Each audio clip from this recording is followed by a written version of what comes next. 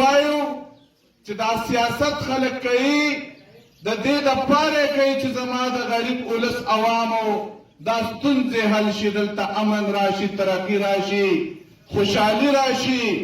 زما د نوجوان نسل یا د ماشوم دپاره چې کوم را دا نوي نوي اوس را دغه شوي دي، را غټ شوي، د دیو د مستقبل خبره ده.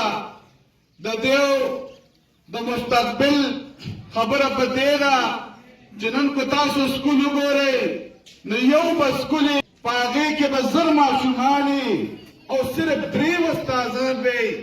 نو تاسو بیا سوچ وکئ چې زما تعلیمي اداره داسې نو بیا به زما هغه بچې هغه کې به شعور څنګه راځي، هغه د دې ملک دپاره د ترقۍ او د امن هغه کاوشونه څنګه سرانجام ته رسوي.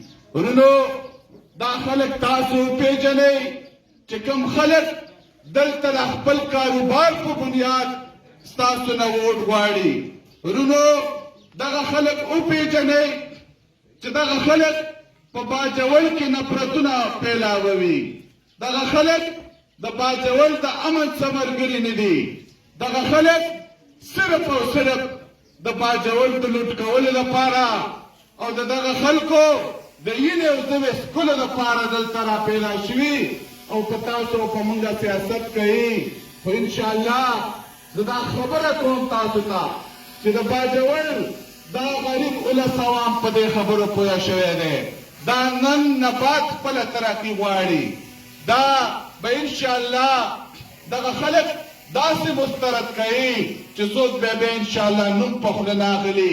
دا د دې وجې نه ویم دا سړی خپل تحریک په خپل زبان دی. زه همیشه دا خبره دې خلکو ته کوم، خو د ځینو خلکو او د ځینو خبرو من خلاف یو، ځکه چې زما د باجوړ غیر عوام خلک دي، دا ډېر پښتانه خلک دي. زمونږ ډېر لوی تاریخ پروت دی، زمونږ ښایسته کلتور دی، زمونږ غیر عوام دي، ښایسته مشران دي. خو نن سبا سیاست داسې جوړ شوی چې خلک اول بسم الله وایي او بیا د کنځلو آغاز کوي. نو دغه خلکو ته زه دا پیغام ورکوم چې ته زما د راروان نسل بچو ته ته څه ښایې. ته چې په سټیج ودرېږې ستا نه به زما د باجوړ دا غریب ولس عوام او دا ماشومان ستا نه څه زده کوي. سیاست عبادت دی ورونو، او دا چې د چا په زړه کې د خپل د وطن او د علاقې مینه پرته وي هغه بیا چرته هم داسې کارونه نشي کوی.